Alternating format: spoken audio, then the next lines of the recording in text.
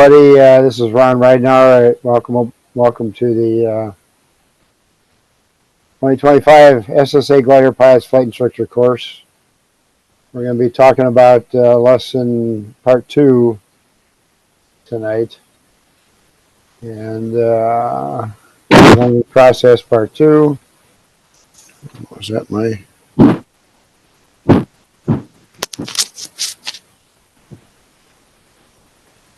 Working out of the Aviation Instructor's Handbook. And as most of you know, but maybe some of you are just joining us for the first time, we've got Rich Carlson with us, SSA Chairman, Bert Compton, a trustee of the Soaring Safety Foundation and FAA DPE, Ken Sorensen, SSA Regional Director of Region 10, Bob Wander, a Soaring Safety Foundation advisor, and myself, a trustee and the FAA DPE as well. We'll have question and answers available during the webinar. You can, as I put on there, I can't see your questions, but the reason we have a panel is so that they can either answer your questions as we go along, or then we'll bring them up during a break and we can talk about them as a panel under those in that environment. So I'm going to review what we did last week, the part 1 of the learning chapter. We talked about what is learning, which is a change of behavior as a result of experience. Talked about some learning theory about forming of associations and learning by observation. Perception and insights. We have 5 senses, which we perceive things with, whether it's visually or by hearing it or tasting it. We try not to taste too many things around soaring, but at any rate, insight then is a grouping of those perceptions so that you form an opinion or have some knowledge about it. Acquiring knowledge, we talked about the different steps of acquiring knowledge, memorizing things, understanding, application. That's some of the levels of learning that we have. We talked about Thorndike and the laws, and Bob Wander aptly renamed it principles of learning: readiness, effect, exercise, primacy, intensity, and recency. We talked about domains of learning: the cognitive, the affective, the psychomotor. You can see those better explained on page 3-18 of the Aviation Instructor's Handbook. Talked about characteristics of learning: purposeful, experienced, multifaceted, and that it's an active process. Learning styles: left brain, right brain, visual, auditory, kinesthetic. That last, the VAR, VAK is how they sometimes identify that. Acquiring skill, knowledge, cognitive, associative, automatic response. We talked about plateaus. We're going to talk about plateaus again tonight a little bit. And types of practice: deliberate, blocked, or random. So going on then, this is what we're going to discuss tonight then. Evaluation versus critique, putting it all together, scenario-based training, errors, memory, retention learning, how memory, we don't, it comes to light that humans in general aren't very good at memorizing things. As a retention of learning, they actually are better to retain the learning by actual experience. So, and then transfer of learning. So let's get started. Evaluation versus critique. So critique is perhaps considered a little less positive of a method of evaluating.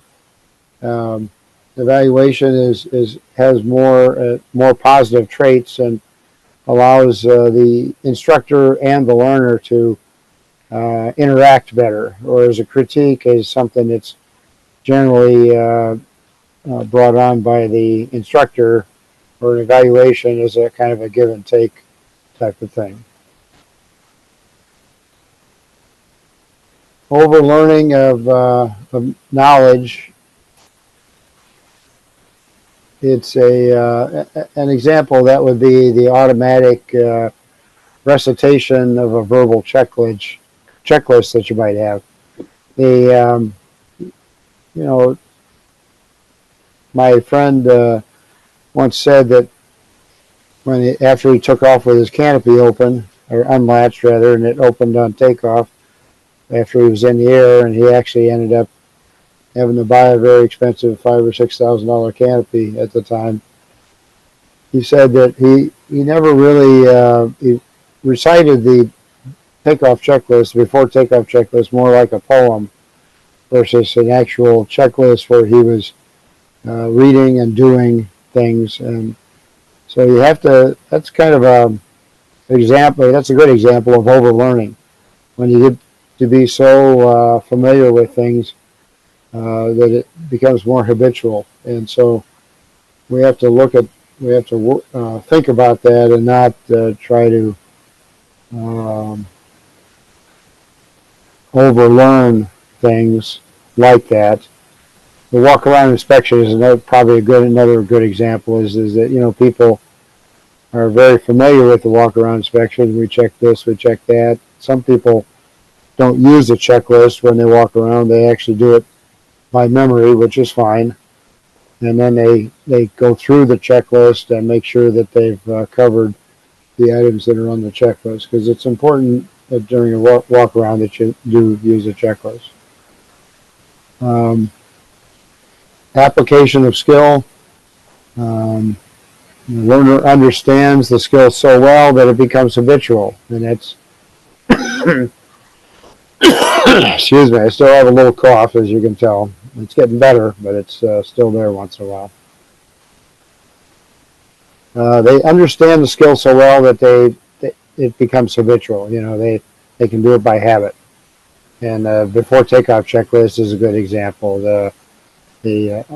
Some of the checklists that we do are good examples, and if you get it to be too habitual, you're going to tend to gloss over things or skip things, and maybe omit or not correctly address something that should be addressed. So another application of skill, the learner recognizes the types of situations in which they can use the skill. So once you become skillful at something, well, then you can see where you can use that skill in a different area. Like for instance, when you initially learn to do steep turns at a 45-degree bank, it's probably a little bit uncomfortable for you. And I've seen many people who probably never really get that comfortable with 45-degree bank turns, because when I see them in thermals, they're at 30 degrees of bank instead of 45s. And so, but however, that would be a good example of using a maneuver that we teach, i.e. the steep turn, to in this situation, i.e. trying to stay in a thermal to climb. So that's a good application of a skill. And you should always, as instructors, try to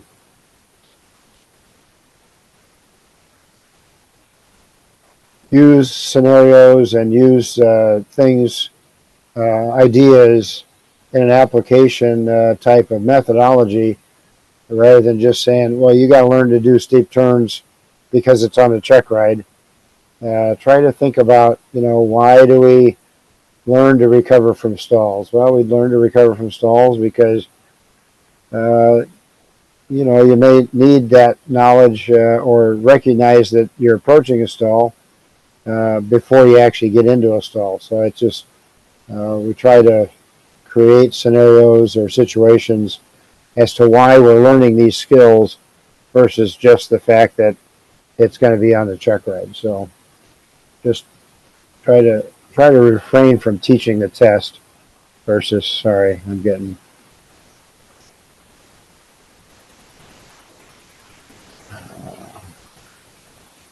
sorry about that. So let's talk a little bit about evaluation versus critique. Yeah, this is a summary of the instructor's action. We have been talking about it. So the key to acquire and improving any skill is practice.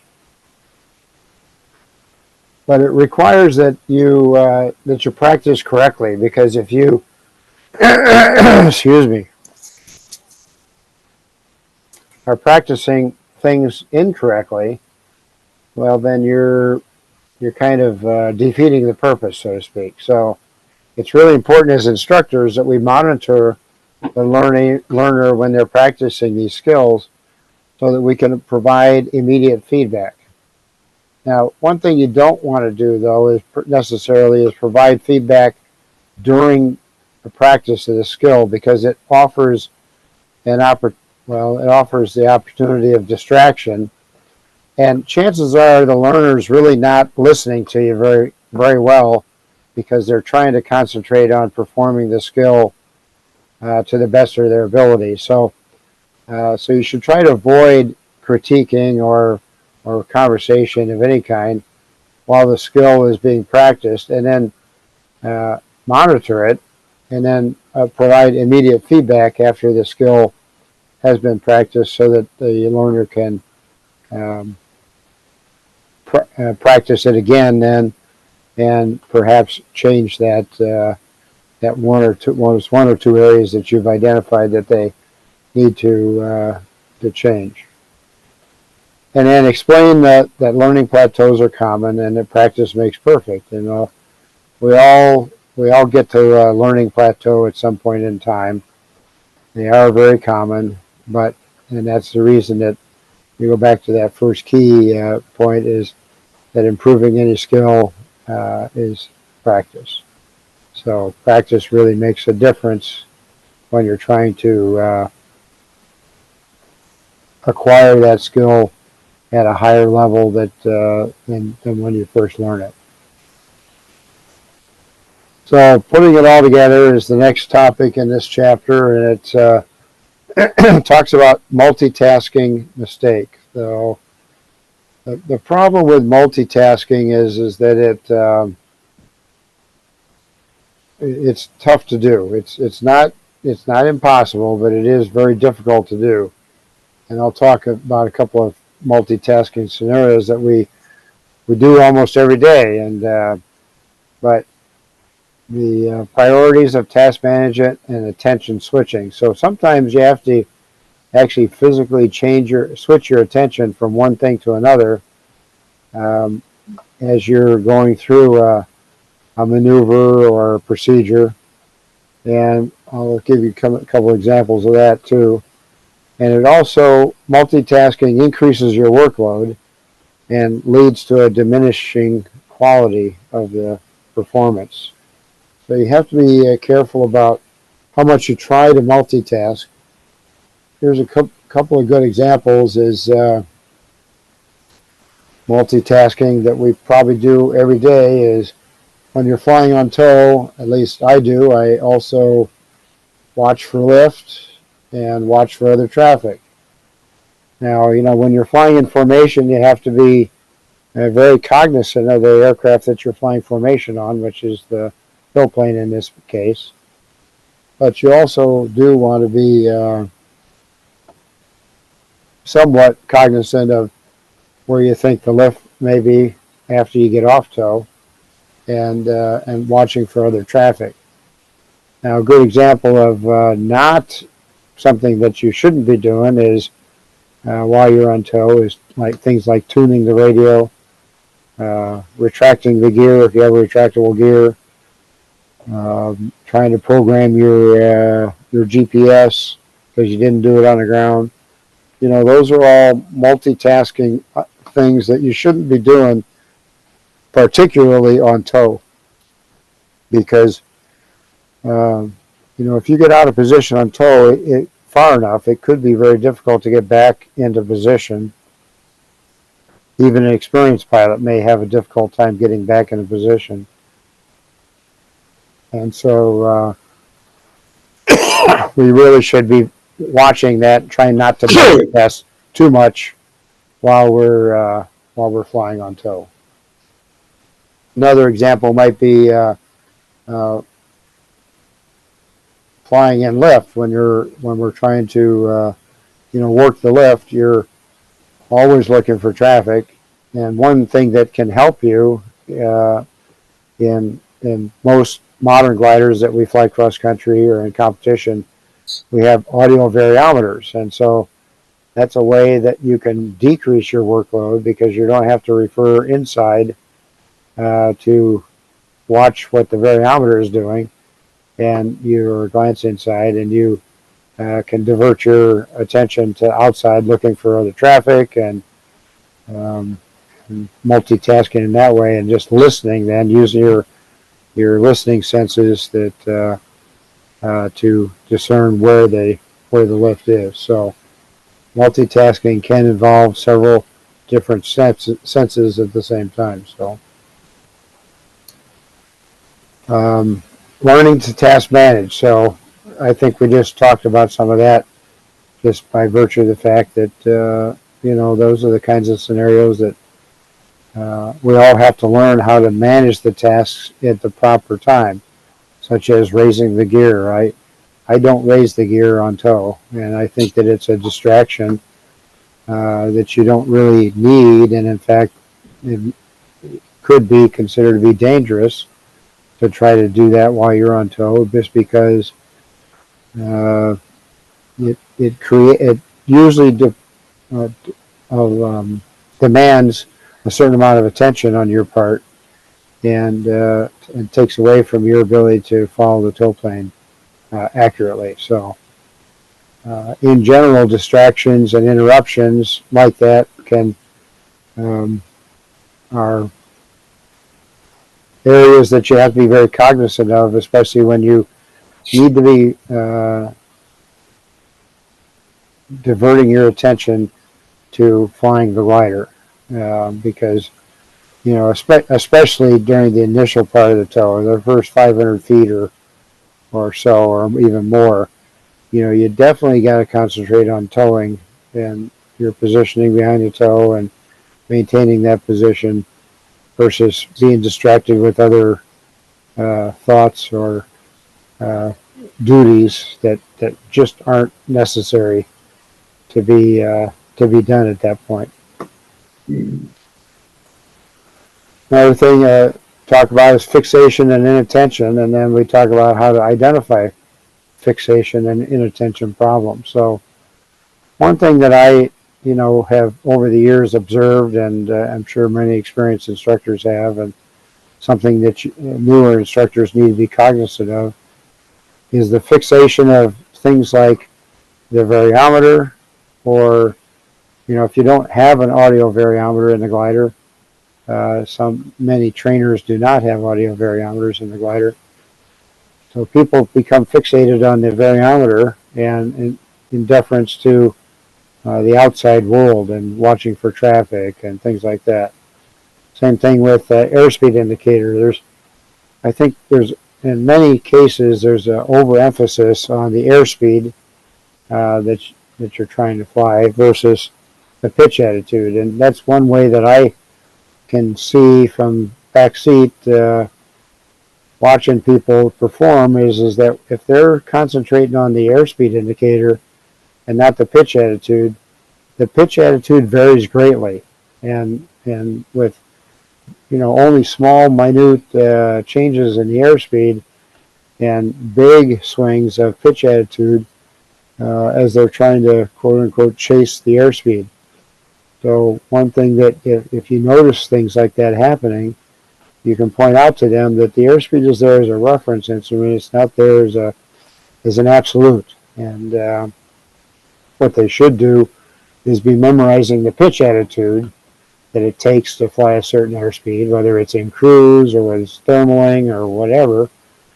They need to memorize those pitch attitudes and only reference once in a while into the airspeed indicator to make sure that the pitch attitude that they're currently flying is in fact the pitch attitude for the airspeed that they want. So that's one way that you can identify fixation.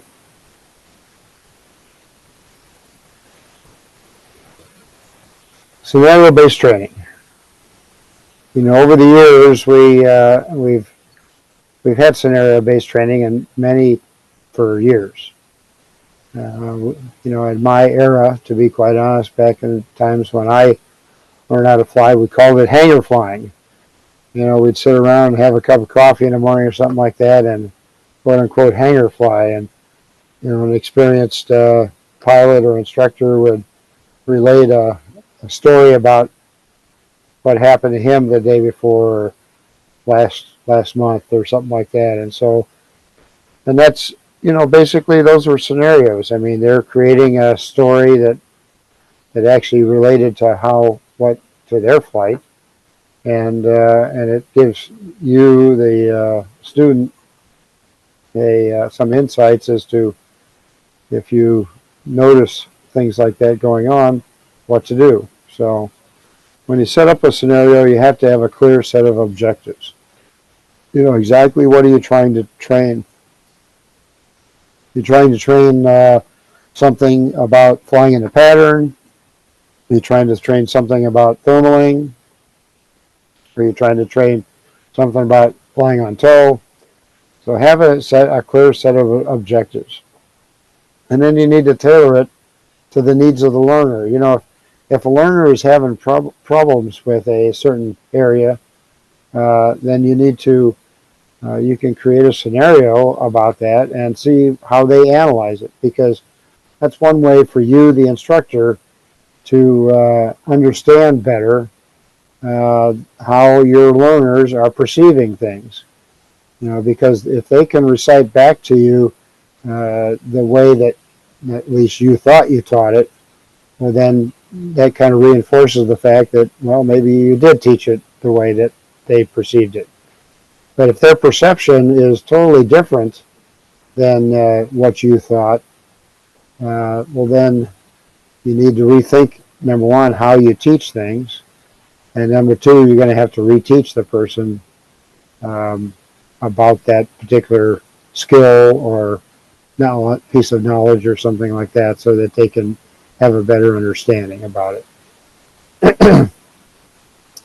And capitalize on the nuances of local environment. One of the newer nuances that we have are simulators, and so if you have a simulator in your club or training environment, try to capitalize on that simulator and do some training in that. And I think that you'll find that people learn their skill a little bit quicker, at least have a little more understanding of it, so that when they go to fly it in the glider, they'll be able to probably do it better, or at least have some practice behind them as they go along.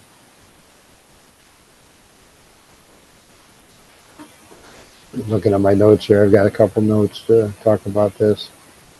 One of the things about, just jumping back real quickly about distractions, we talk about, more so in airplane flying, but certainly in glider flying, there's no reason not to talk about it, and that is the sterile cockpit environment.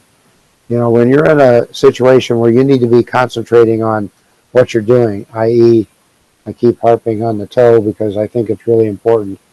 I mean, we don't want to get in trouble or get our tow plane pilot in trouble because of inadvertently getting out of position to the point where they lose control of the tow plane. So, but distractions and interruptions can be somewhat avoided by a good pre-flight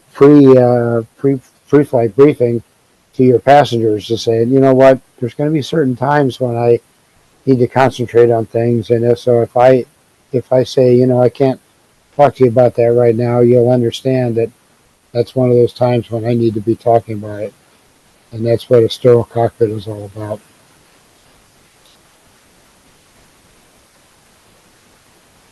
So learning routine.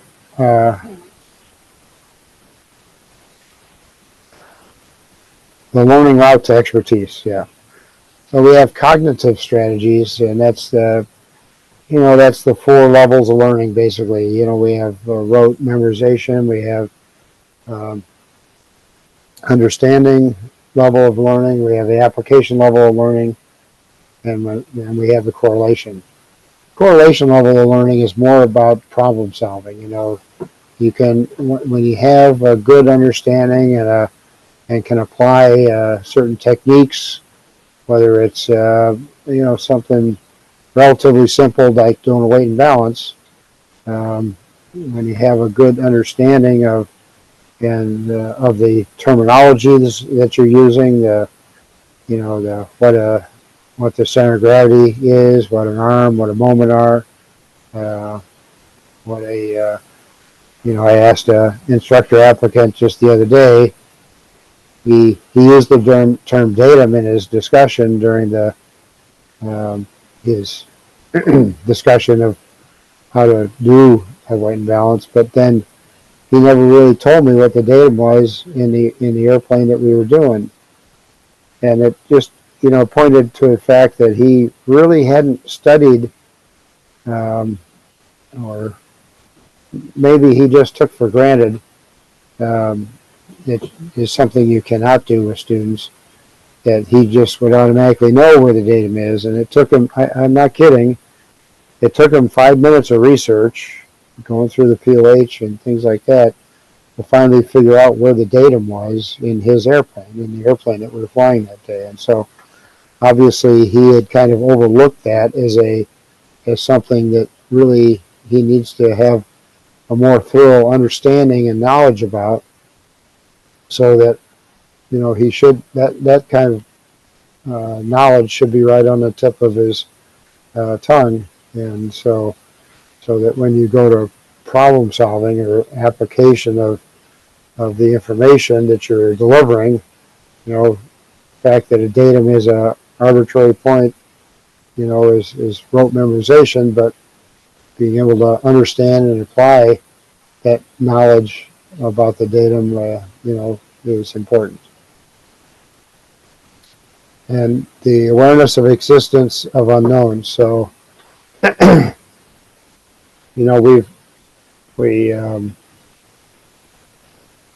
of the things that I like to use in a scenario-based training environment is accidents or incidents.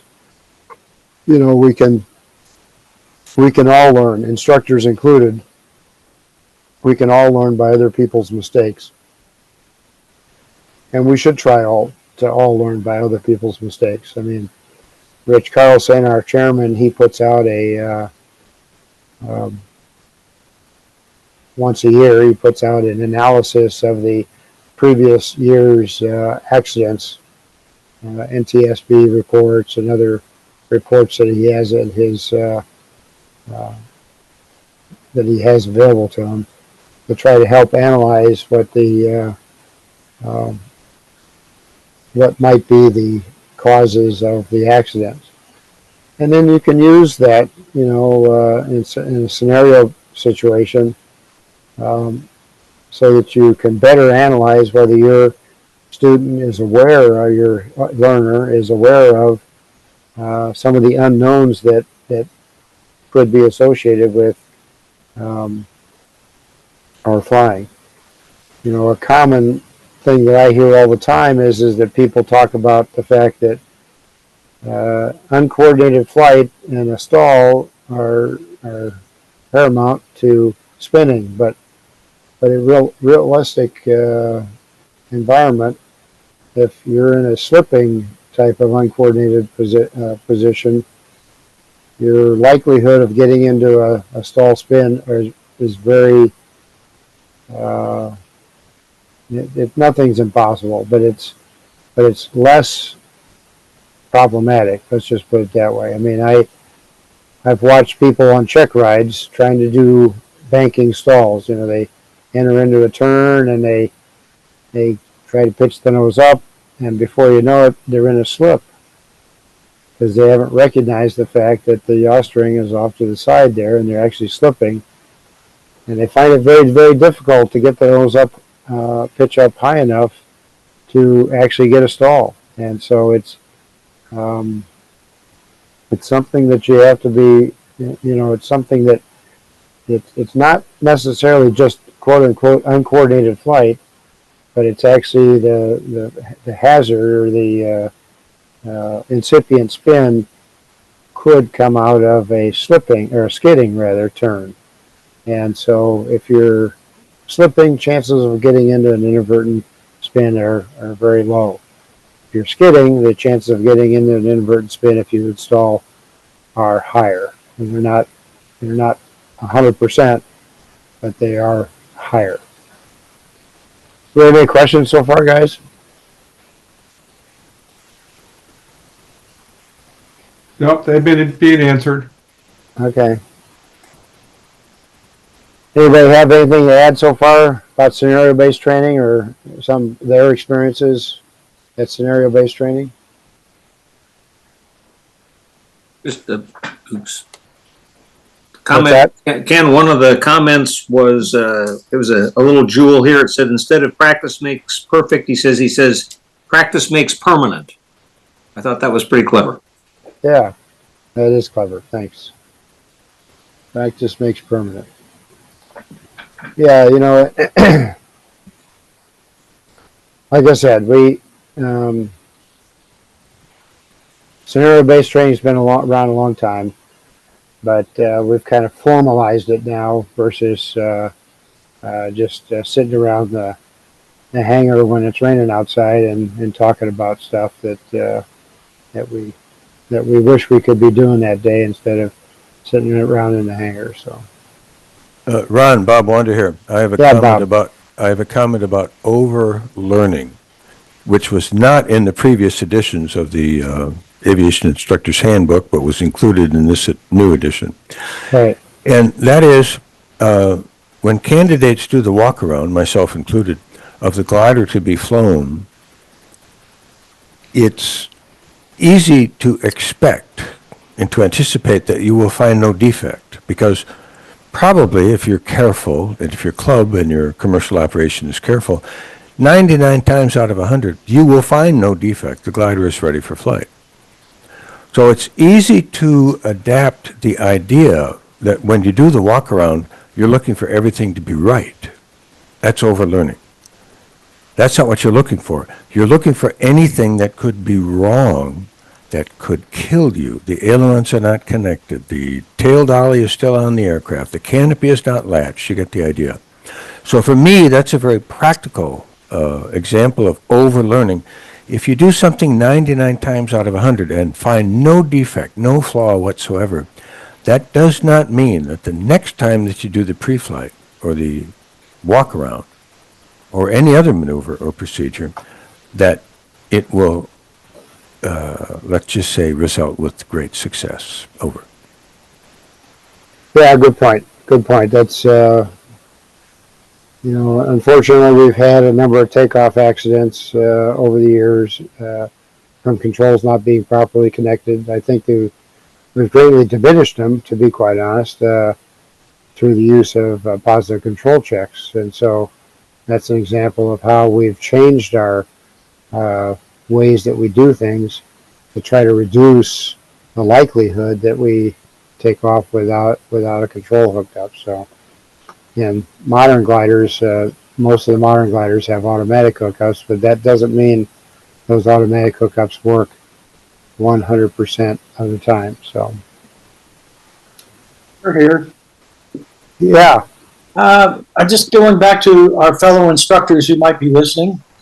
Particularly perhaps the newer instructors or instructors who have reinstated and been out of it for a while. I find this scenario-based training, it sounds all highfalutin, but I find it really easy in all the maneuvers we teach, and especially when I'm an examiner, to incorporate scenarios as the FAA wants us to do.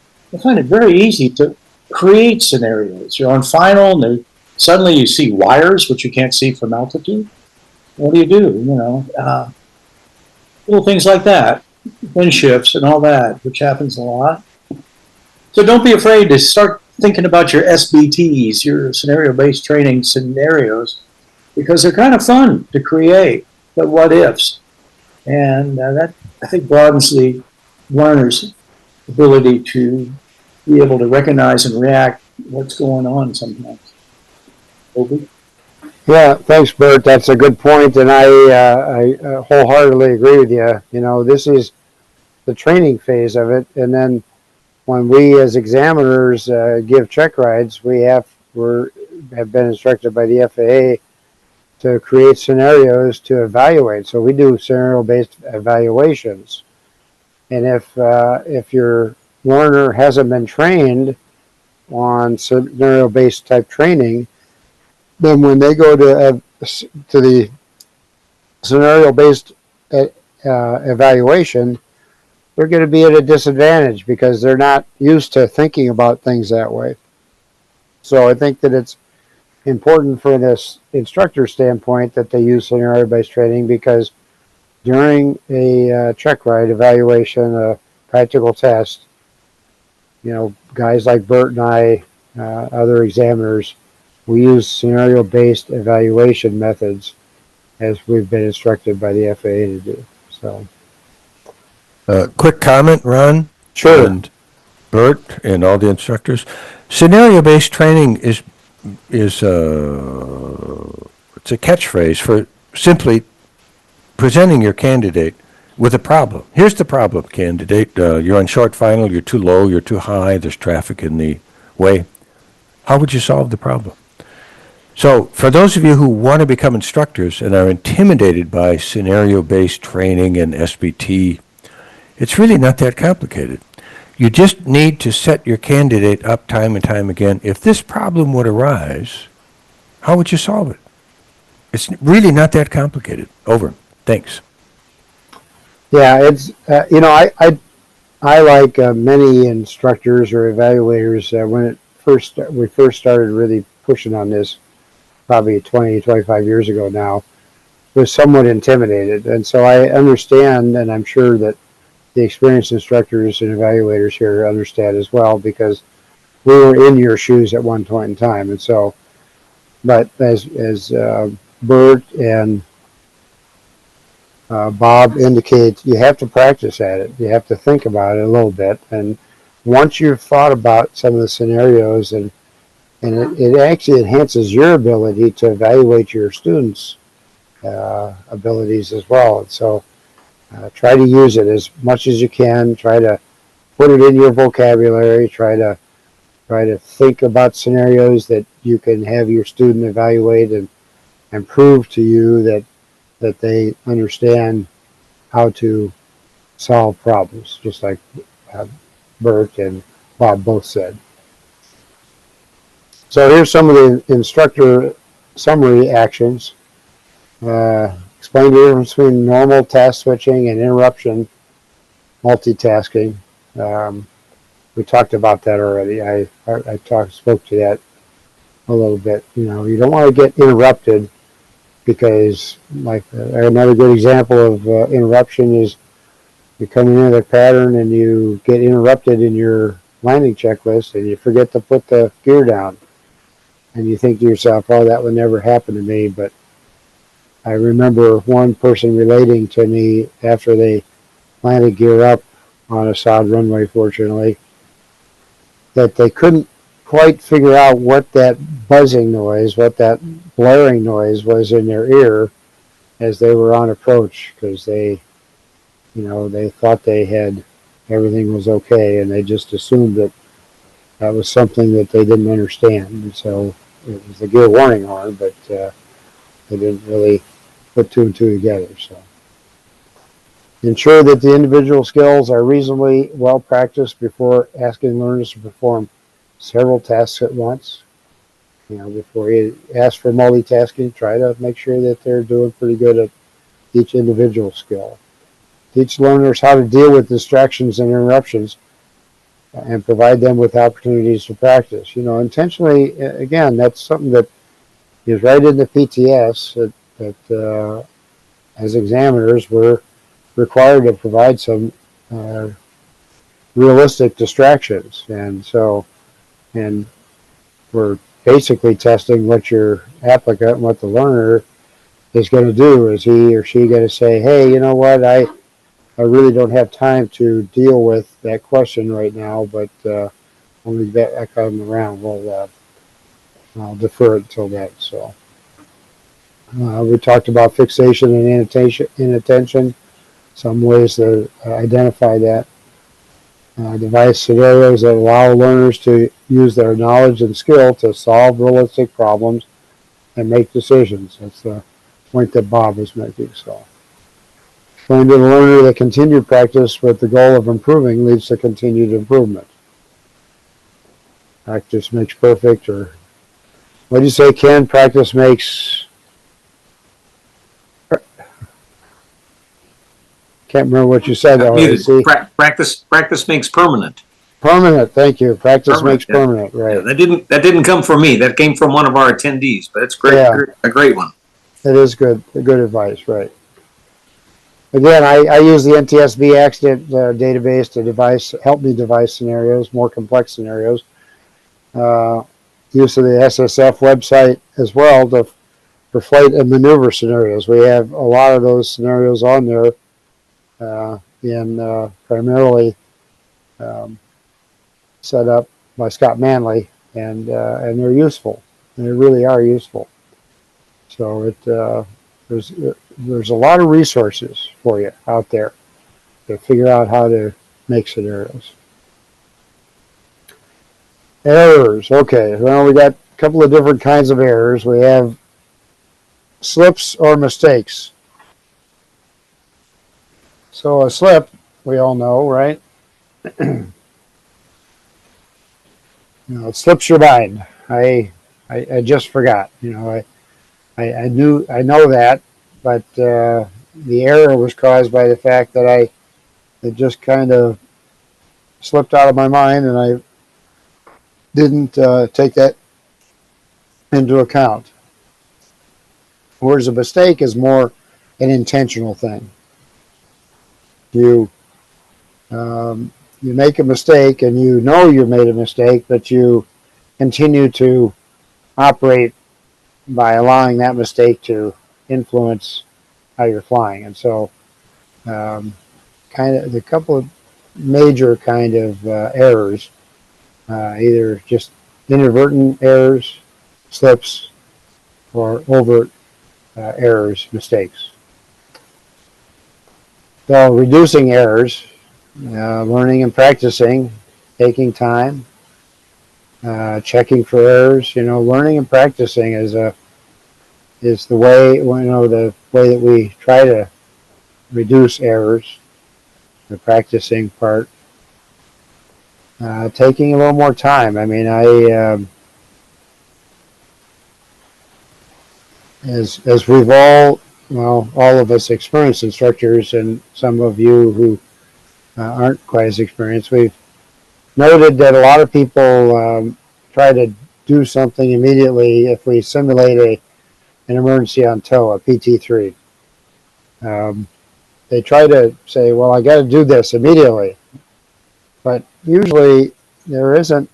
I mean, the only immediacy would be if you're going to try to land, if you didn't have enough altitude to do anything else except land straight ahead, or with a little bit of a turn to the left or turn to the right.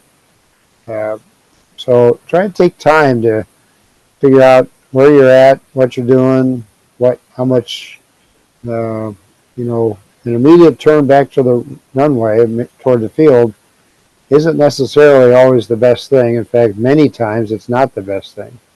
And so take some time to, not taking that time will lead to an error of being too high and not getting into the field that you're trying to get into. So, I mean, it could lead to that error. Chances are, you have to, I mean, if you can't take an over amount of time, because then you'd be in a situation where you might be too low to complete the turn or something, but take some time and just try to evaluate what's going on before you compound the mistake trying to get back into the field. Checking for errors. So, constantly try to look for things errors that you've made. I mean, I know I've forgotten to slip and not bring the gear up. I mean, almost every contest that I've ever flown in, somebody has come over the radio at some point in time and told a pilot, once in a while it's been me, hey, your gear's down there. And sometimes it's intentional. Once in a while or at least they claim it's intentional. They'll say, yeah, well, I'm just trying to utilize my my relief tube that's in the gear area there. So, but other times forgetting to put the gear up after you get off tow is sometimes happens. You get preoccupied with trying to work lift or trying to join a gaggle, and certainly those are all important items. And so, the glider will climb just fine if you need to be preoccupied or concentrating on something else. Certainly, you should be doing that. So, using reminders. My father's reminder long before he had a gear warning horn in his glider was to tie a handkerchief, and he'd tie the handkerchief on his gear handle, and then after the gear handle was put up and the gear is now in the up position, he'd take the handkerchief and put it over on the dive brake handle, and so that it was his way of using that as a reminder that if he grabbed the dive brake handle when he was coming in for a landing and that handkerchief was still on it, well, that's because the gear's not down. And so he used little reminders like that to try to help him reduce his errors. Developing routines, and we all develop routines like the ABC checklist or the SIF checklist for takeoff or landings. We develop routines. Some people develop them to the point where they're SOPs, standard operating procedures. We develop routines when we're putting gliders together. The left wing goes on first, the right wing goes on second. We get assembled, then we make sure that the safety pins are in, then we do our positive control check, things like that. We all develop routines, and when you get interrupted out of your routine, that's when you can make an error. I mean, that's when errors are made, is when you have a routine but you get interrupted out of that routine. That's when you're most likely to make an error. So, and raising awareness that errors have been made in the past in this area, and therefore we have to do extra diligence when we're accomplishing it. And again, one of those areas is the fact that we've had accidents where people have taken off with the controls not hooked up properly, and so we've tried to raise awareness by the use of the positive control check and the critical assembly checks to make sure that the aircraft is correctly assembled and that the controls are in fact operable and hooked up correctly. So then it goes on to talk about error recoveries and error recovery and how we what we do to recover from errors. And it's some of these things that we talked about under reducing errors. We use reminders. We have developed routines. We think about raising awareness about something that needs to be done in a timely fashion. So, and learning from errors. Many of us learn by making errors, and so instructors initially are very. I'm sure that I know Bob Wanders talked about this in the past about how instructors are a little too eager to be on the controls to try to correct their learners' errors before they even allow them to develop. And in fact, it's I think it's more important to allow your learners to make errors as long as they're not critical at the time of the phase of flight. You know, I mean, you don't want to have them making an error that they've got the dive brakes open fully and they think they're closed, and they land hard and possibly damage the aircraft or worse. And so, I mean, there are some errors you can't, you know, that you the instructor can't allow. But I think many times we learn from the errors that we make. So I think it's important to allow your students as much as you can to make errors as they go on.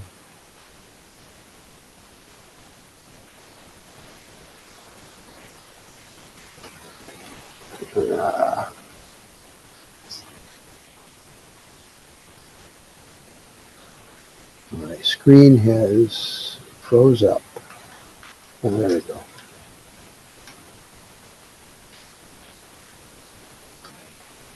So, some of the actions an instructor can take. Pilots of all skill levels and experience make occasional errors. That's the nature of flying. And so you're looking, if you're doing a flight review or wings course proficiency check or something like that, you know, if you see something that an experienced pilot is making an error that he's making, we'll need to point it out. So, but we all make errors. Magnitude and frequency of errors tends to decrease as the skill and experience increases. I think that's a very observable fact. Explain the difference between slips and mistakes and provide examples of each, and I think I did that. Explain ways in which the learner can help minimize errors. And we One talked a slide little off, bit. Ron. What's that? We're still on your initial errors. There we go. Okay.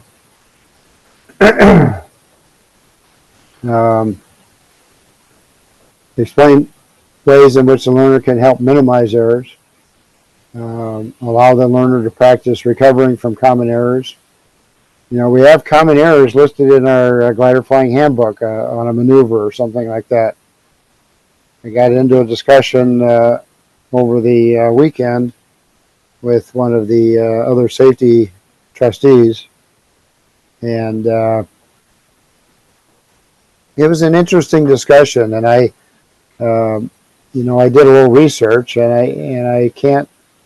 The discussion was centered about whether you, during a check ride, during a practical test, whether the examiner should allow or without failing them, should allow a applicant to overturn final. In other words, go too far beyond the final approach and have to come back to the center line of the runway after not turning soon enough. Well, interestingly enough, in the glider flying handbook, overturning and undershooting the turn to final is listed as a common error. So I think that, you know, as instructors, we need to pay more attention to that. I'm not saying that myself included, I know I've overturned final a couple of times once in a while, you know, just not taking into account correctly the amount of tailwind I have on base leg or the amount of headwind that I have on base leg. And so again, we all make mistakes. But I never really realized, and I should have, as an experienced instructor and examiner and stuff, that is in there as one of the common errors. And so I think, you know, I learned something over the weekend about how to be a little more cognizant of that common error, whether it's undershooting or overshooting the turn to final.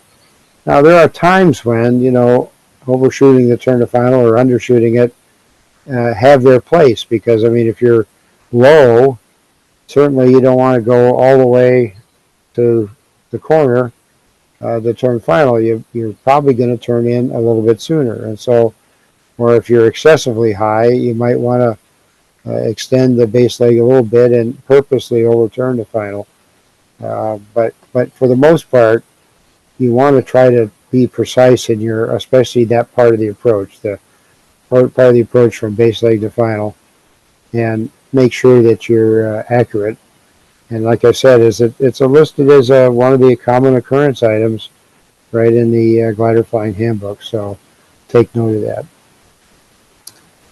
And point out errors when they occur and ask the learner to explain maybe why they occur. Now, sometimes the learner's not going to be able to explain why they occur. Hopefully they can, especially if they're at an advanced stage of their training. You know, during the initial stages of their training, they may not understand why they overturned final because of the fact that either A, they had a strong crosswind on downwind leg and it blew them toward the runway. They didn't have a proper amount of crab, and it blew them toward the runway such that the base leg, the final turn, was going to be almost immediate without any kind of base leg. So, and then with that extra wind on the tail during the base leg, they're more than likely going to turn final too late. So initially, they may not be able to explain that, but eventually, the eventual goal of you as an instructor is that they can identify their mistakes, their errors, and be able to correct them by knowing what to do. And so that's obviously one of your goals as a instructor. So memory. So we got memory is sensory in many respects. I mean, we have the senses of the eyes, we have the senses of touch, we have the senses of listening or hearing things. We, taste and is another sense that we don't normally use too much in flying gliders. I mean, it's a critical sense when we're eating good foods, but so sensory is all part of memory, and I think I related early on in this these webinars about the fact that I learned the technique of trying to use a couple of different senses when you're trying to memorize things. And the technique was what it was termed by my instructor as read, study out loud. And the idea is when you read something silently, you're just using your sight and storing that in that memory area that your sight stores in the brain. And when you have to talk about it, when you're reading it out loud, now you're storing it in a different area of the brain that requires the brain action to actually form words and talk out loud. And then also, when you're reading, you're using the sight, like I said, as a sensory. So you're actually storing it in 2 or 3 different areas of the brain at the same time.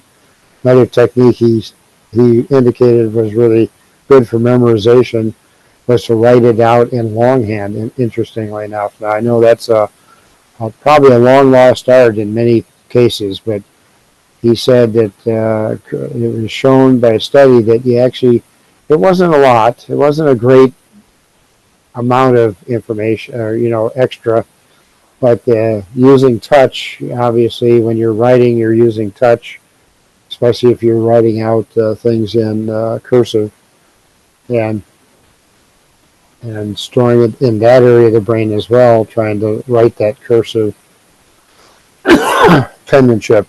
So using your different sensory areas can only enhance or help you with your memory.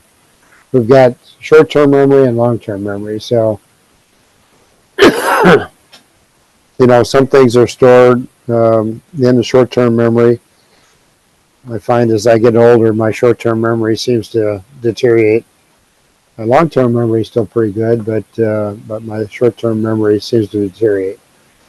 And unfortunately, my father, during the last years of his life, had Alzheimer's. And it was amazing some of the stories he would tell about things that happened a long time ago. And so his long-term memory in many areas were still there, but his short-term memory was basically all but eliminated. We're trying to, when we first learn things, we probably store them more than likely in short-term memory. And it's only through practice and repetitive action that things get stored in the long-term memory. So that's one reason that practice is important, because you're trying to move things from the short-term memory into the longer-term memory. So remembering what has been learned. So obviously, the more you use it, and it talks about here how usage affects memory. The more you use something, the more that likely you're able to remember it. You know, like things like, you know, FARs. I've memorized a few FAR numbers over the years, like 6153, and you know, 6153 is the fact that even if you have a medical, you still have to evaluate your medical condition in accordance with 6153, so that you don't have any medical deficiencies that would not allow you to fly the airplane. And that goes to, you know, hand in hand with glider pilots. I mean, even though they don't need a medical certificate, they still have to evaluate their personal medical situation before they go fly, and that's in 6153. 213 is one that I've memorized, and that's the inoperative equipment. And you know, that's the procedures for still flying an aircraft, whether it's a glider or not, with inoperative equipment. And whether you can make the piece of equipment inoperative and still fly it that way. You know, 6131 Delta 2 is another one that many of us use as instructors, and it's something that you as an instructor should memorize. 6131 Delta 2 is the sign off for signing somebody off who for solo flight, but piloting command solo flight in a glider if they're an airplane pilot. And so you can't use 6187 series, student pilot stuff, because they're not student pilot anymore. They're private pilot airplane, and all you're doing is signing them off for DIC solo flight in a glider. And so you have to sign them off in accordance with 6131 Delta 2. And so there's a few regulations over the years that I've just kind of memorized and put in my memory banks, because they're important. They're things that that you need to remember and should remember. And you know, simple things like steep turns. You know, to also some of the things about steep turns, like in a 45-degree bank. How much does the stall speed increase? Well, it increases by the square root of the load factor. The load factor is 1.4. Square root of 1.4 is about 1.2, 1.21 actually. And so it, you know, things like that you should have at your ready memory, so that you can illustrate those kinds of things readily when you're trying to train people about how to do steep turns. Forgetting. Well, there's different kinds of forgetting. You know, retrieval failure, you just can't remember it. And that's one of my things about names. I mean, I've tried different techniques about how to remember people's names and things like that. And it's something that, you know, I'm familiar with, you know, the people that I deal with on a daily basis, but I sometimes I can't remember. And then you turn around and walk away from it, and you know, oh yeah, that's Bob. You know, I can't remember the number of times that happens to me, where as I'm walking away, I remember what their name is. So fading, you know, that's another type of forgetting. It just kind of fades from your memory because you haven't utilized that information, you haven't used that information on an ongoing basis. Interference. There may be something that's interfering from you remembering that item, and so you just forget it. And so suppression or repression, you know, if it's a bad memory, a bad thing that happened to you, you're going to repress it or suppress it or repress it. And so you may not, I think some people, sometimes it's referred to as amnesia to some extent. If you're in a really high stress situation and you then get out of it, but you don't remember what really happened, well, I think your brain is suppressing it or repressing it so that you don't relive that bad memory. So, retention of learning. Praise stimulates learning. I think that goes without saying, and so I think that it's important for us as instructors to remember that we really need to, even if the thing that you're critiquing or you're analyzing for your learner, you don't have very many good things to say about it. You're better off to at least find one or two little gems and praise them about it, because then they'll remember that and they'll be motivated to continue to learn and continue to try to redo or learn how to correctly do that maneuver or how to correctly do that procedure. So praise always stimulates remembering. Recall is greatly associated or promoted by association. And I know that's one technique that I use with names. If I know Bob Smith, that I don't remember Bob Jones over here, well, I try to relate the two names Bob with the one that I remember, Bob Smith, and then I can sometimes remember that, oh yeah, that's Bob Jones over there. So by association, many times you can promote the retention of remembering things. Favorable attitudes aid retention as well. So if you, the instructor, have a favorable attitude towards something, well, your student's going to have a similar, chances are they're going to have a same favorable attitude toward that item, whether it's a maneuver or a concept or a process that you're trying to retain. And so favorable attitudes do have a bearing on retention. Learning with all the senses is the most effective, and we've talked about that. I've given you several examples of that already, but it is true. The more senses that you activate during the learning process, and you can activate those senses as the instructor. One way that you activate their ability to store things in different areas is you engage them to talk about things. You engage them to evaluate their performance or critique their performance. And so that way they are more apt to retain that, and because they're using their sense of voice, talking, and their sense of they'll visualize it or go back over it in their mind. And so as many senses as you can engage is important in the retention of learning. Meaningful repetition aids recall.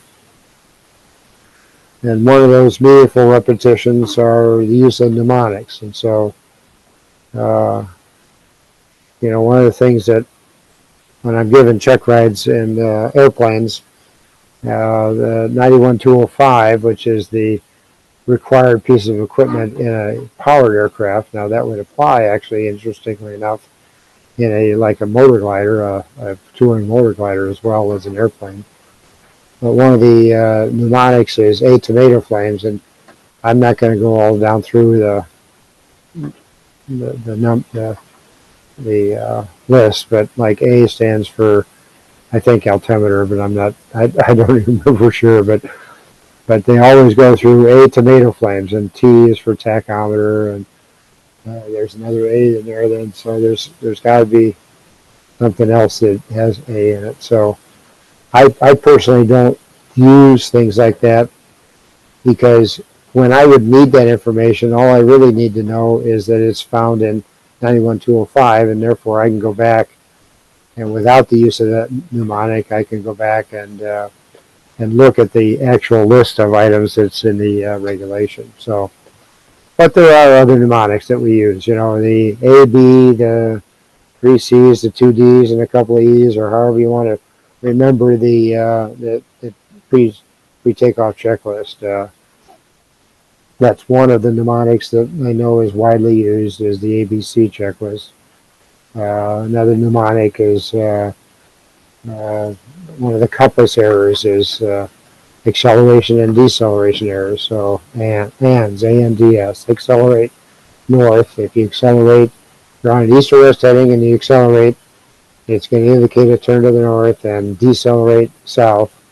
And if you decelerate on an east or west heading, it's going to indicate a turn to the south. So that's one of the errors of the magnetic compass, and the way to remember it is that ANDS, ANDS mnemonic. So mnemonics can aid recall as well, and the retention of learning as well. Any comments from my group out there?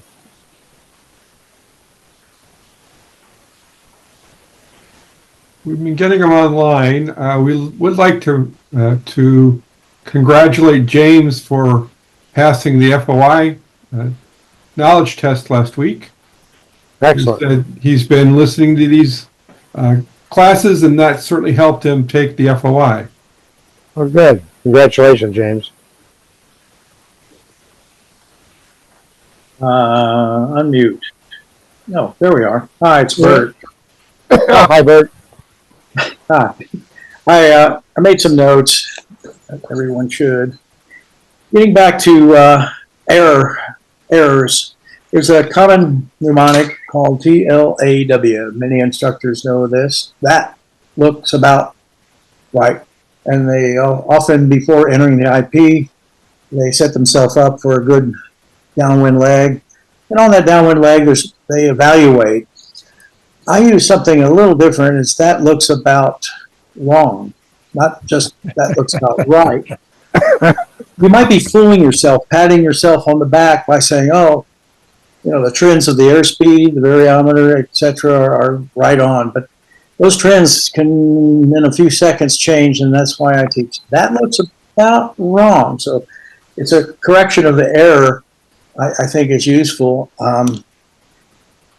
Knowing the wind before you even get in the pattern. In fact, the entire glider flight, unlike airplane flying, you must know the wind at all times, especially aloft when it gets strong or even changes direction. And if after a long flight you come back to your glider port and you think the wind's the same as it was when you took off, how many times have I entered that thing?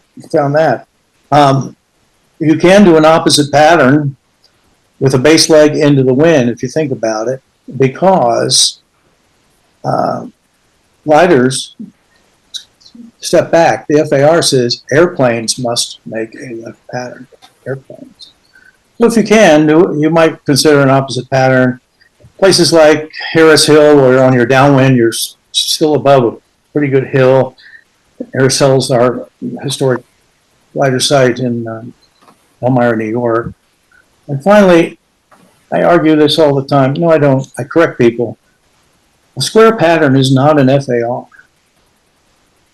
A curving pattern is allowed, a right pattern, a left pattern, a straight in.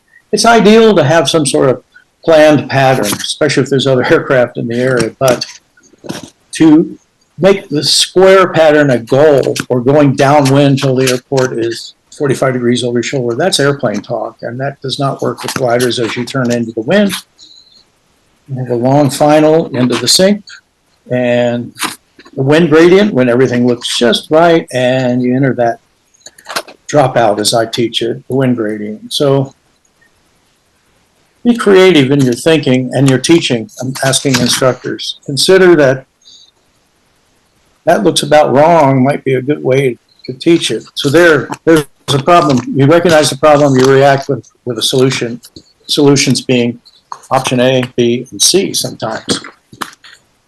And that's what all I'm doing is telling you what my dad taught me, okay? I channel Fritz Compton. way too much. I should take ownership of some of this. Bye. Yeah, it's about time you took ownership of that stuff, Bert. I refer to my dad too, so I'm just as guilty as you are. Bob Wander here. I didn't, unlike you two gentlemen, I did not have a precursor in aviation, so I had to learn it the hard way by myself. To you candidates who want to become instructors, I'd like to say a couple of things. The Aviation Instructor's Handbook, the current edition, runs to something like 280 pages. To be honest with you, I could distill what you need to know what's in that book down to maybe 32 to maximum 48 pages. And it's basically this. Teach your candidates to solve problems, not to execute recipes. And what Bert was just talking about. Entry, downwind, base, final is not good enough if there's some unexpected development in the approach to land that was not in the Aviation Instructor's Handbook and not in the FAA Glider Flying Handbook. Don't teach your candidate to do recipes. Teach your candidates to look at everything they have to deal with as pilot command and say, now, candidate, how will you solve the problem of bringing this flight to safe conclusion? That is fundamentally different from what I was taught as a young airplane pilot a long time ago. I was taught just to follow the rules. You can't do that in glider because we can't go around, as Bert points out. That looks about wrong. I like that, Bert. Thank you for that. I hadn't heard that before. Teach your candidates to solve the problem. And as far as the Aviation Instructor's Handbook, current edition, which, like I said, runs to something like 230, 260 pages, you need to know about the law of primacy. You need to know that there are principles about the way people learn things. If they're not ready to learn, if they're not listening, they're not going to hear you. They're not going to get the lesson. If they're depressed when they come to your flight school, to their flight lesson, they're not receptive. If they have a lot of defense mechanisms, and I've encountered some pretty interesting defense mechanisms in some of my candidates over the years, you're going to have to learn how to weave between those to plant the idea that they know how to solve the problem and then step back. Finally, I'll just say this. You're the instructor. I get that. I have a lot of, all of the people that are in this, who are helping you candidates to become instructors have a lot of experience as instructors. But I will say this, my job as an instructor is basically to be a midwife. Let me repeat that, to be a midwife. My candidate has a dream. That dream that candidate has is to make the dream of flight come true. Got that? My job is not to screw it up. I want to deliver that dream. I want to help that baby to come into full term without any trouble.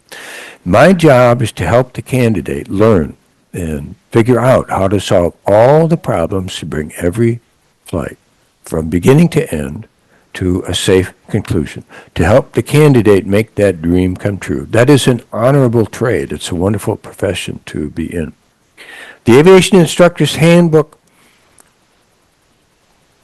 you don't need to know that there are 8 different ways from the right ear to the left brain, from the left ear to the right brain, from the left ear to the forebrain of the right brain. You don't need to know that. You just need to know how to be a good listener and a decent instructor in order to get the job done. So, don't let this book intimidate you too much because I think it's kind of overdone and overcooked. If I had been the editor, it would be well under 100 pages rather than 240, 260. And then a quick question to Ron and to Bert Compton.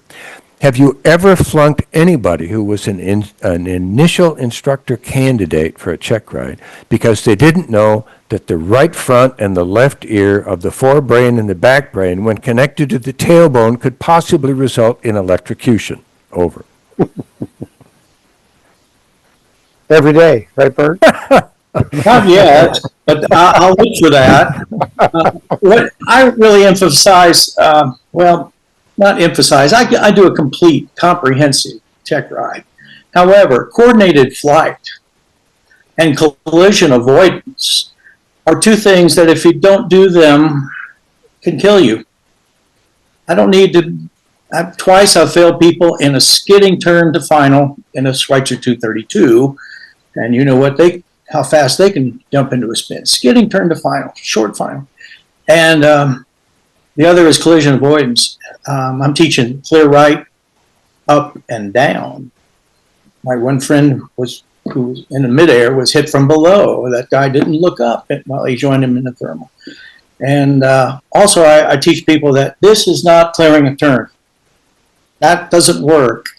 And I use the example of look at my nose and how many fingers am I holding up?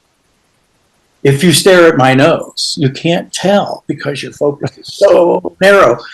So proper collision avoidance and never skidding a turn. I'm not saying uncoordinated because a slip is an uncoordinated maneuver, but a heck of a lot safer if you read Wolfgang Langweischer's book, Stick and Rudder. He explains it clearly. A slip is safe, a skid is hazardous. Okay, enough of that. Ron? One more Right, quick Jenna. item from Okay. one more quick item from Wander. Sure. Along with Rich Carlson, Bert Compton, and Ron Ridenour, I was on the road for years helping instructors renew their privileges and so on at flight instructor recertification clinics. And one of the things we found was most effective in those clinics was simply to have the instructors go back and review in their entire lifetime from primary school all the way through graduate school, if they did that kind of thing. Who were the good instructors you had, and what were their characteristics? And then, if you're like most of us, who were the bad instructors you had, that is, the poor teachers, and what were their characteristics? Write those down. The good characteristics of the good instructors and the not very effective characteristics of the mediocre instructors that you had, and then simply decide, what kind of instructor do you want to be? Most of us, in fact, probably almost all of us, have had a broad experience of good teachers in chemistry or Latin or whatever it is you studied. Emulate those good teachers when you become an instructor in aircraft. And those instructors you might have had, those teachers you might have had along the way in primary school, secondary school, college if you did that, trade school, graduate school, whatever. When you identify those individuals who were not very good teachers, don't do what they did. Do what the good teachers did. It's pretty simple, really. Okay, done. Thanks for listening. Okay, I'm going to try to finish this up here efficiently. Here, we're on the last topic of this chapter here. So, transfer of learning. So, part of the transfer of learning is the formation of habits. Hopefully, they're good habits rather than bad habits, because we'd rather not transfer learning of bad habits. So, but the formation of good habits, always doing checklists, do a checklist before takeoff, do a checklist after glider assembly, do a checklist before landing. Using good habits, forming good habits, will lead to safer outcomes. I'm not saying that 100% safe, but it will lead to safer outcomes. The better that you understand things, again, you'll remember them better because you'll have had to store the information in different areas of the brain. And so it affects the ability to remember things, to have a more thorough understanding of a topic, whether it's how to thermal or how to find lift on a cross-country flight or whatever the topic might be. Having a better understanding about that affects your ability to remember it when you need that information. Be able to draw on that information when you need it. I know I'm constantly learning, and we've had, Ken and I have been fortunate enough to be able to go to the seniors the last number of years, and there's almost always some kind of seminar down there Fernando is our weatherman, and he almost always conducts some kind of little seminar about weather, how to read weather better, how to read the sky better, how to understand where the lift would be if you're looking at the sky. And I know I've learned many things, even with all my background and knowledge that I have. I continue to learn things about, especially about weather and soaring, and where to find the lift relative to where the cloud is or where the terrain is, or how to better read lift in clear blue skies. I mean, I've amazed myself the last few times.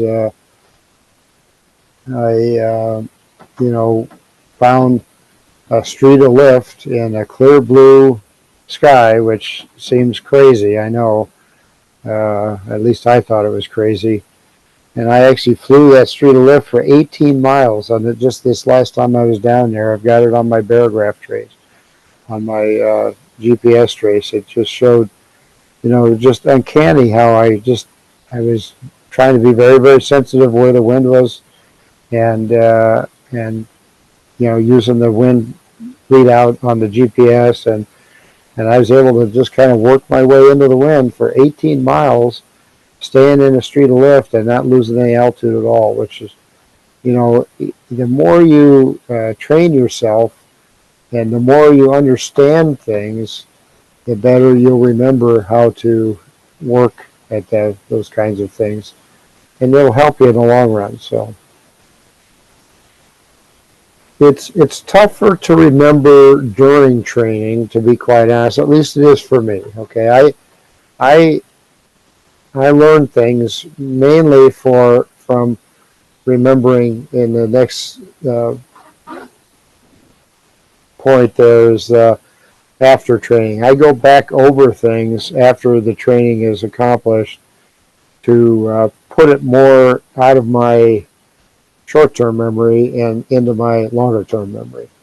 So, again, during training, you might be able to store something in the short-term memory, but eventually the goal is to store that item in a longer-term memory, and that comes from remembering things and trying to go over things, transfer things from the short-term memory to the longer-term memory. So that's something that you want to think about as to how, if somebody's having trouble, you go through a topic with them, and they shake their head yes, and they can even recite back to you some of the things that you've trained them, but then they come out a week later and they don't have a clue.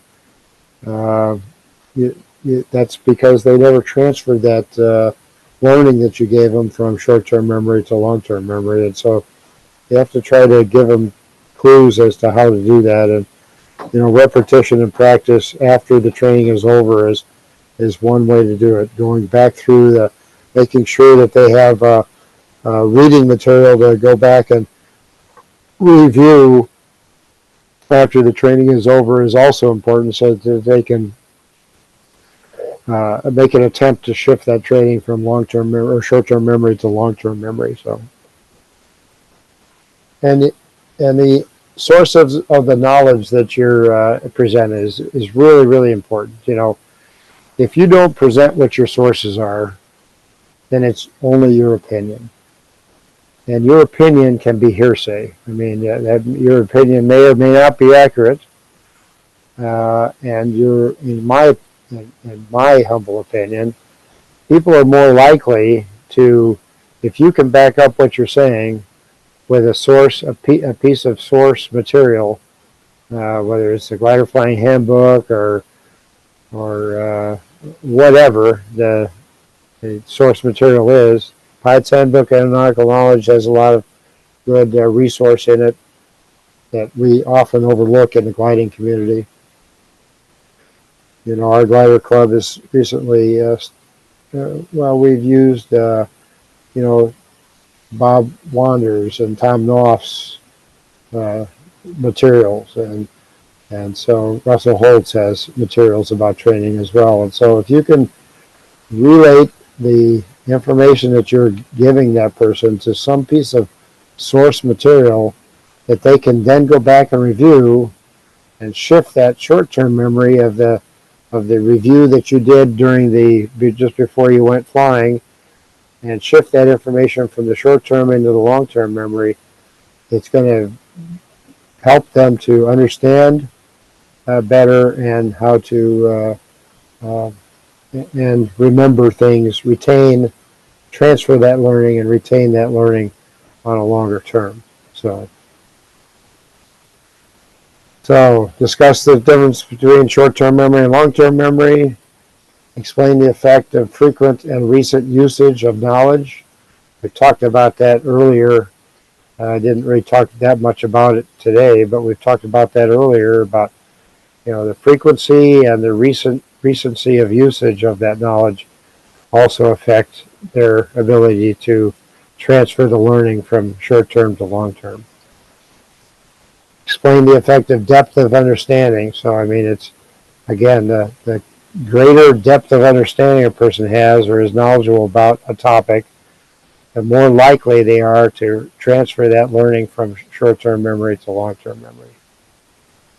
Encourage the use of mnemonic devices. Some mnemonic devices are valid and good. I would hesitate to say that all mnemonic devices, you can get overwhelmed by mnemonic devices, and so you have to be a little careful about using mnemonic devices in all the time, but they can be useful, and so I would encourage that to some extent. Explain the benefits of studying at regularly spaced intervals. I think we've all been there. Many of us have been there. Cramming for a test. You might, basically all you're doing is cramming for the short-term memory. You're not necessarily learning it over the long-term value. And so, people always ask me, well, when I had a glider school, they'd always ask me, well, how long is this going to take me to learn how to fly gliders? And I'd say, well, I would tell them, to be quite honest, I said, you're better off to learn this over a longer period of time, months, because it allows you to experience and perceive different types of weather conditions, different types of things that come up, different types of scenarios that you may not think about. Versus if you learn it all in 1 week, I can get you a certificate. If you're a transition pilot, I could train you how to fly gliders and, get you soloed in a couple of days. You go make a few solo flights and get a recommendation from an instructor and set up the exam with an examiner, and then go bango. A week later, you have a wet ink copy of a certificate in your pocket. But the value of that certificate, I think, is greatly degraded just because of the way that you learn the material. And so I think you're much better off being able to study the material over a period of time.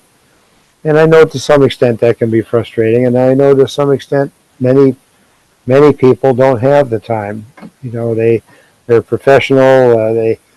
They want to learn how to fly gliders, but they just don't have the time to devote over a longer period of time. And so you have to kind of make a decision and try to accommodate those learners as well as best you can, with the comment that you got to, they have to understand that learning this stuff over this shorter period of time is not going to lend well to their long-term retention of it. I've given exams for the instrument rating, where a person is required, they have 40 hours of instrument time. And they go to these cram courses where they fly 3, 4, 5 hours a day, day in and day out. Good weather, bad weather, it doesn't make any difference because they're learning how to fly in bad weather anyway. And so they fly, long flights and fly approaches at different airports and things like that. And they come to me then 2 weeks later, and they've got this certificate that says, hey, just took this course and I meet all the requirements and here's my recommendations and everything like that. And to be quite honest, some of them get through it and successfully on the first attempt. Some do not. But no matter what, I always caution them, this instrument flying is something that's a precious commodity and something that's easy to lose. You can't go home and not fly on instruments now for 2, 3, 4 months and expect to have the level of efficiency of flying the instrument, the airplane on instruments that you have as you have right now today. It's a commodity that you lose. It goes stale in a rapid period of time. Similarly, in gliders, if a person is coming in with very little other experience, flying gliders can go pretty stale in a short period of time if that's all you've ever done and you've done it over a fairly short period of time. So I would caution people to not, I don't think that's a good learning environment personally, but certainly some people are forced into that because of the other constraints that they have. So this is kind of I'm just going to read what it says at the very end of the chapter. Learning theory has caused instruction to move from basic skills and pure facts to linking new information from prior knowledge from relying on a single authority to recognizing multiple sources of knowledge and from novice-like to expert-like problem solving. And if you kind of read between the lines, I think you can see some of the things that we've talked about.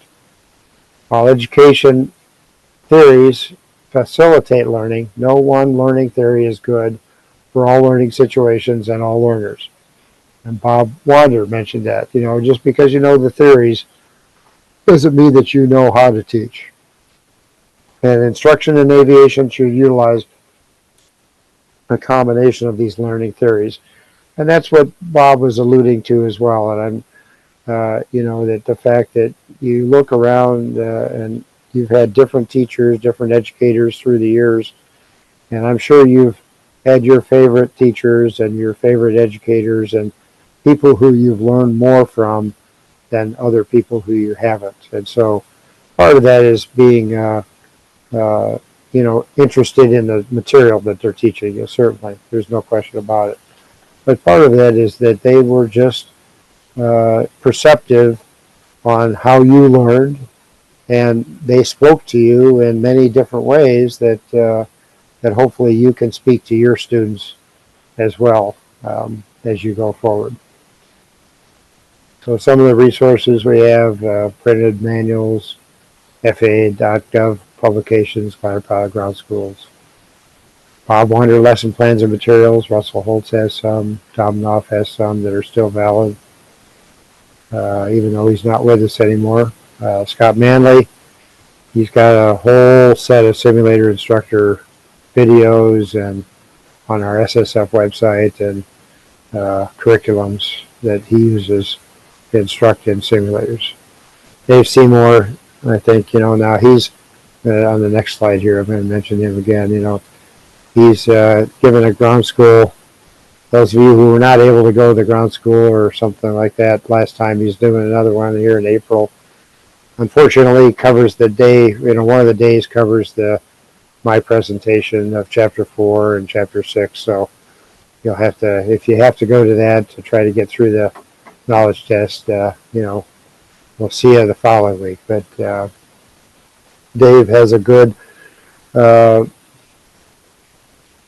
think he's got a good program going there, and he'll do another one in, if you go to his website, gliderpilotsgroundschool.com to either to enroll or look at the schedule. He's got another one coming up in June, and he tries to do one of those every couple of months, so throughout the year. So, and I know quite a few of you took his course last month, but I was gone, and he was appreciative of that, the fact that so many people showed up and took the course on that day. So I think that shows that you're really interested in getting this accomplished, at least the knowledge test portion of it, and then moving on to the actual teaching portion and learning how better to present, make lesson plans and present things.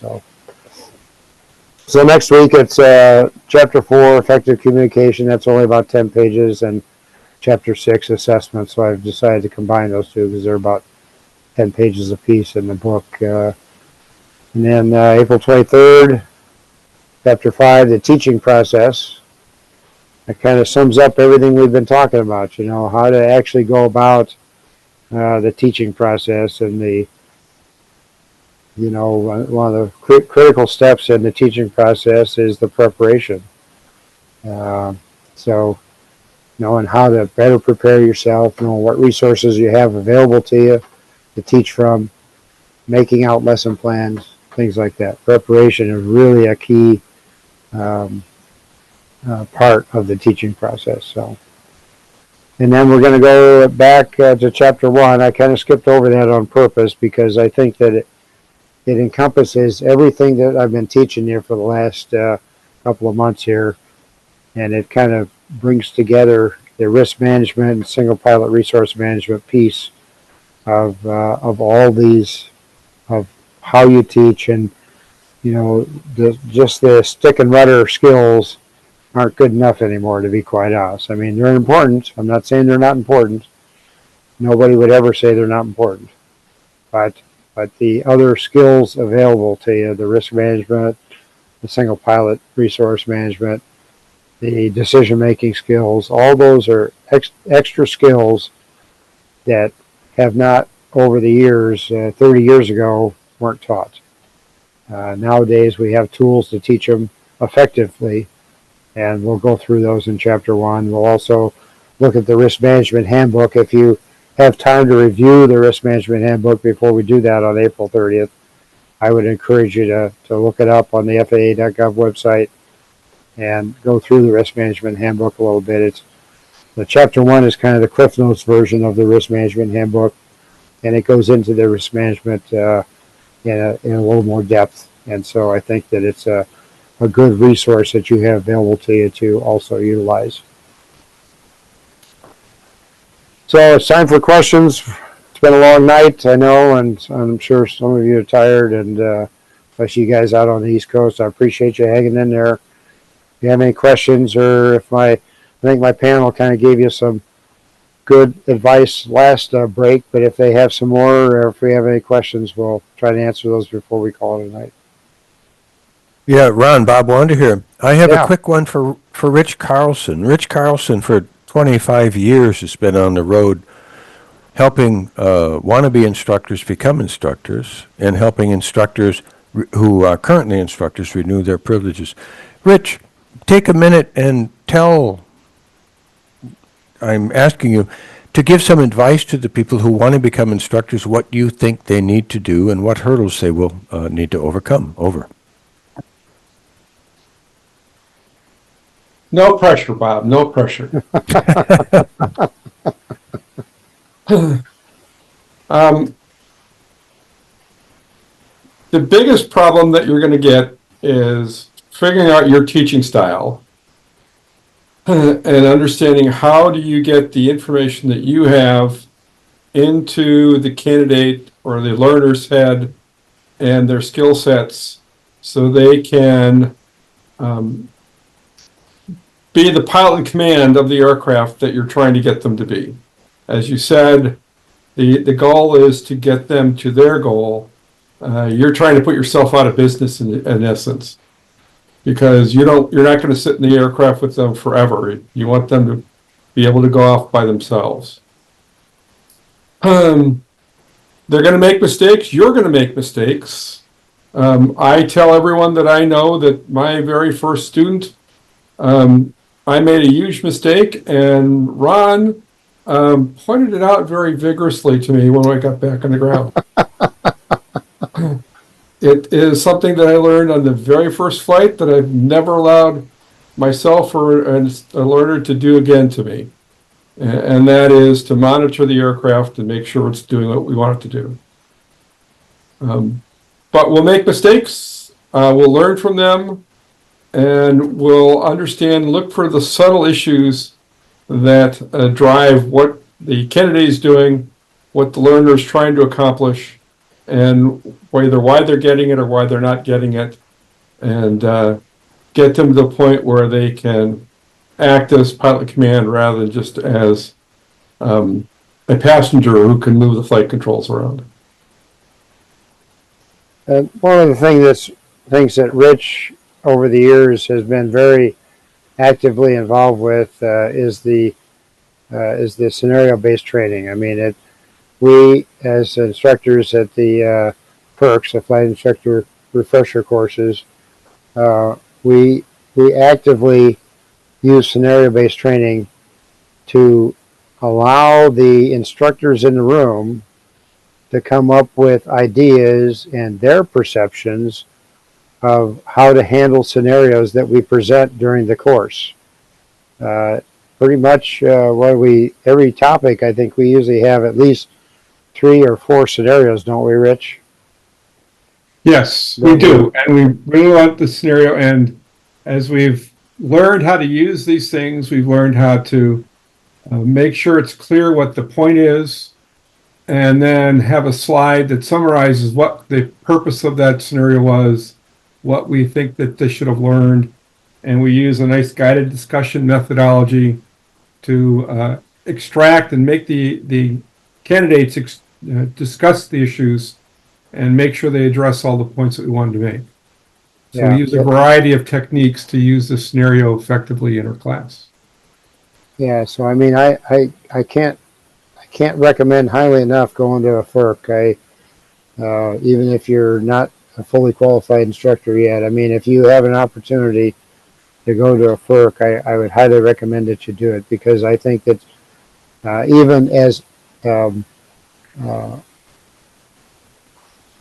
experienced instructors, I almost always pick up little nuances here and there. And it's not from the other instructors in the FERC. I mean, it's not the other presenters, that is, in the FERC. Many times it's from the instructors that are taking the FERC. They're there because they have to be there to renew their recurrency. So, which is, a new concept, which I suspect that most of you may or may not know now. We used to have expiration dates on our certificates, flight instructor certificates, which we no longer will have, and it's going to be handled more like a flight review recurrency thing. It's got to show up. You actually have to fill out an 8710-1, an application, and it gets processed by somebody, an examiner, that they process it and make sure that you have complied with the requirements for recency, and then that renews your certificate, just like a flight review renews your certificate to act as pilot in command. This renews your certificate to act as a flight instructor for an additional 2 years, and so it's incumbent upon us to maintain that currency. So, and we'll also point out that our FERC, any instructor can use our FERC to renew. So airplane instructors, if you got tow pilots who are airplane instructors, send them to our FERC, and we can learn from them and they can learn from us just as much. And Right. I'd like to add to Rich's remarks. I was lucky enough to be on the road doing flight instructor recertification clinics on behalf of the Soaring Safety Foundation for something on the order of 12 to 15 years. I learned a ton, and I'm one of the presenters, right? Because very smart people in the audience would ask me a question I did not have the answer to. So I'd say, you got me. So tell you what, after the lecture, let's both dig in and see if we can find the answer. This is what happens at these FERCs. This is not a 24 hours or 16 hours of lecture. It's 16 hours of problem solving. If they even have the remotest possibility of attending one of the flight instructor recertification clinics that the Soaring Safety Foundation offers, and you're not yet an instructor, this is a great place for you to go, because you'll be hanging out with people who have already done what you need to do, and they'll be totally happy, the attendees and the staff, to help you as much as they can, morning, noon, and night. Over. And now they're called flight instructor refresher courses. Don't call it a clinic anymore. Thank you. But back in the day, that's what they They were were. called Yeah. when Bob was actively involved with it. So, Yeah. and he's been to a few of them since then. So, We're here. Rich, right here, tell the people how to find out when and where our flight instructor refresher courses are presented by the Soaring Safety Foundation. Do the ad. I'll tell you what. I'll put a slide on the next week, Good. and for the following weeks, I'll put a slide up for that. That's a good idea. I'll tout some of the SSF things that are available. Not only the perks, but the safety seminars and the site surveys. So I will put a slide on that reviews those for the Soaring Safety Foundation. All right. Two more items. Rich, correct me if I'm wrong, but you can still renew by a practical test for renewal or reinstatement. And you can take the FERC, of course, and renew. The recency thing is just a third way now to do it. And Rich has an article, page 2. Was that in April? Soaring Magazine, I think it is. May. Matt, How could So that be? recency is the new term for renewal, Bart. So you can use a FERC, you can use your experience having sent a number of candidates up for their practical test. You can use the WINGS program, you can take a practical exam, or you can attend a FERC. Yeah. So there are multiple ways to maintain your recency of experience. We think that going to an in-person FERC is one of the best ways to do it, because you get to spend 2 days with your friends and colleagues and solve problems and find out how other people solve problems, rather than just staring at a computer screen, listening to somebody lecture at you. yeah, I'll put a slide up about that, Rich. I'm making a note to myself right now. Yeah, Tom puts ads in the magazine, so we have a schedule, and we tend to go back to places we've been to every other year. So we're looking for 10 classes starting in November in Etowah, Tennessee, and then running through April, ending in Los Angeles in April Next year. next year. Okay, I think we're going to call an evening. I know it's pretty late on the East Coast, and so thank you very much for your attention. I appreciate the panelists' discussion. It's all very informative and very, it really enhances the what I'm presenting. I mean, I appreciate your comments and your insights and your the things that you have to offer, because they're very valuable. And I'm just one person. I'm just one instructor, and to have insights from other instructors of experience and different areas of the country, things like that is invaluable. And so I appreciate the panel members who have served with me, and we'll get this done. And going forward, I've got some ideas about talking about doing some more webinars later. About talking about maneuvers and how to train pilot skills and things like that, as well as knowledge skills. I mean, there's a certain number of knowledge skills we have to train, as well as physical piloting skills. So this will be kind of the end of this month will be the end of this phase of that training, and I intend to do some more of these webinars, possibly in the summer. I'm trying to decide now whether I can get the attendance that I want in the summertime, because people get busy, I know, but I think I'm going to try to space a couple out during the summer, and then concentrate harder again in the fall to try to work harder on it again. So thank you very much for your attention and your attendance. Thanks to Frank for helping get this all organized and put together. And we'll see you next week. Take care. Bye all.